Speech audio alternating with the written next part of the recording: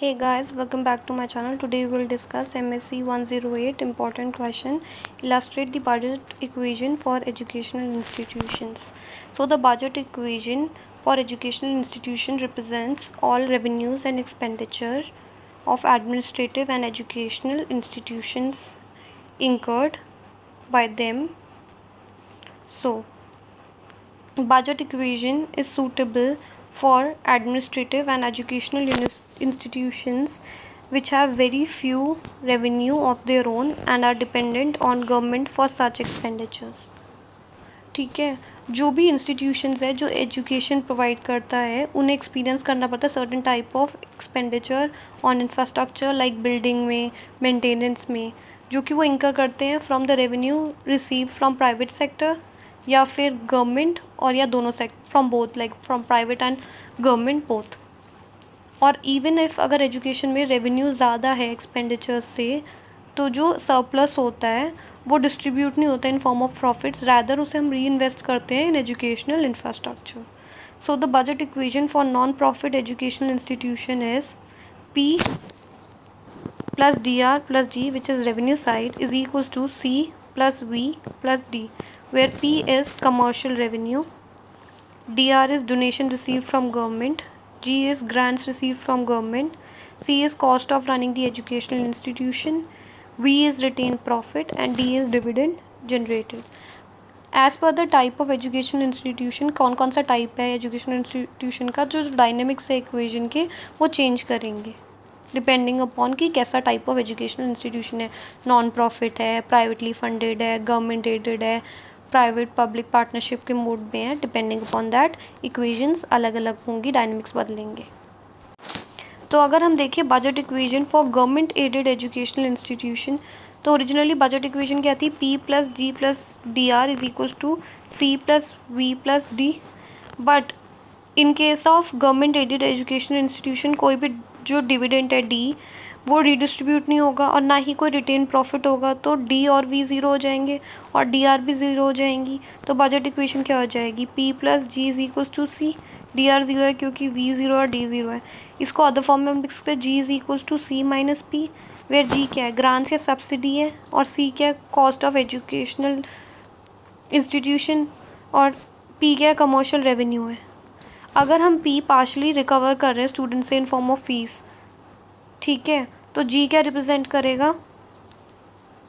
Subsidies जो government दे रही है, ठीक है, to cover the remaining cost, क्योंकि कॉस्ट तो C माइनस P है टोटल, तो बाकी C कॉस्ट है, P उन स्टूडेंट से मिल रहा है, तो जो G बचा, G किसकी इक्वल हो जाएगा? सब्सिडी. कितनी गवर्नमेंट सब्सिडी दे रही है कि पूरी कॉस्ट को कवर करने के लिए ऑफ एजुकेशन, ठीक है. अगर C को हम ले रहे हैं कि ये अमाउंट स्पेंट ऑन स्कॉलरशिप है, तो C माइनस P क्या हो जाएगा?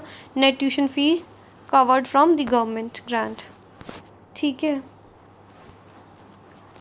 Now the budget equation for privately funded educational institution है, तो ओरिजिनल तो आपको पता ही है कि क्या है? P plus G plus D R is equal to C plus V plus D.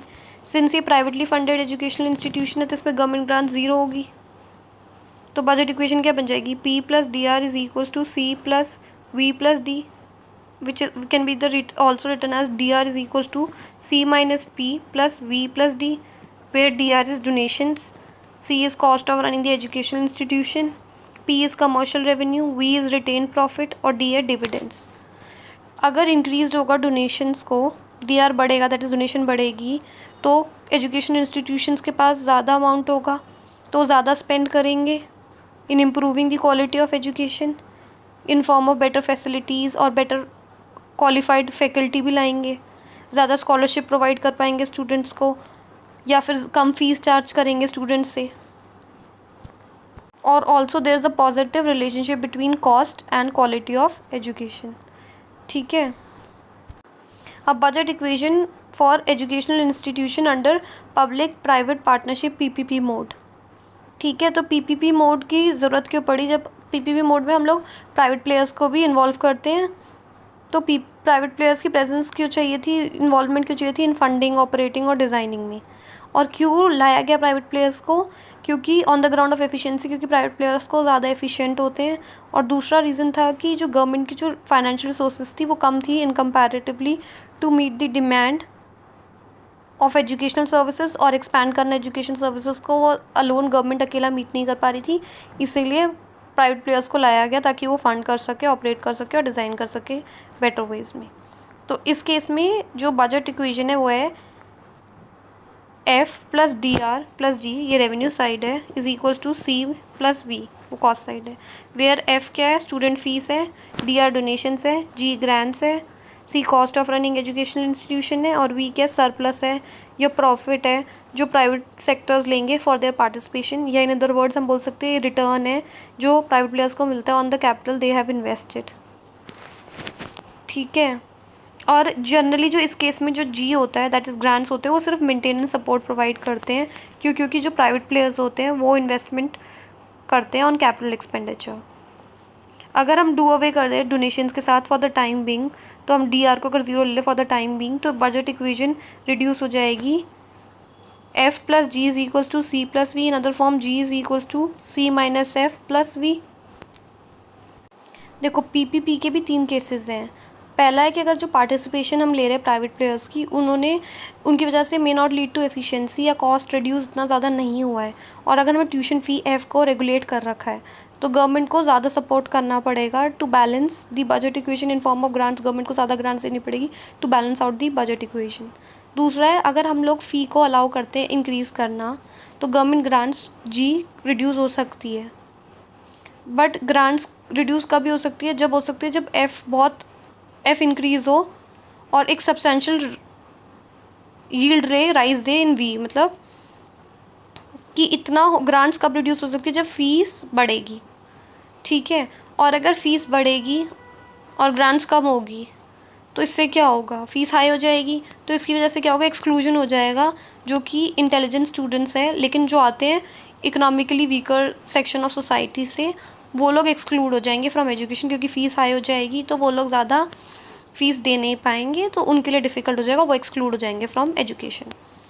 तीसरा केस है, अगर गवर्नमेंट सिर्फ लैंड प्रोवाइड करती है बट ग्रांट्स नहीं देती इन फाइनेंशियल टर्म्स में, मतलब मनी के मॉनेटरी टर्म्स में ग्रांट नहीं देती, लैंड प्रोवाइड कर देती है, तो जो इसमें फाइनेंशियल मैनेजमेंट होगी, जो फाइनेंस मैनेज होगा, वो प्राइवेट सेक्टर करेगा, तो उन्हें अलाउ किया जाएगा कि वो reasonable amount of surplus V generate कर सके। ठीक है। तो विदाउट गवर्नमेंट ग्रांट्स सरप्लस जो जनरेट होगा वो कैसे हो जाएगा, सरप्लस क्या है, वी इज इक्वल्स टू, ये इक्वेशन देखो, अब यहाँ पे हमने जी को ज़ीरो ले लिया, तो क्या हो जाएगा, V is equals to F minus C, V को इधर ही रखेंगे तो उधर भेजेंगे तो एफ माइनस सी हो जाएगा। ठीक है, ये इक्वेशन हो जाएगी surplus generated. So that was all for the budget equation for various types of educational institutions. Thank you guys. Do like, share and subscribe my channel, and do comment which next topic you want me to prepare a video for you guys. Do subscribe my channel. Thank you.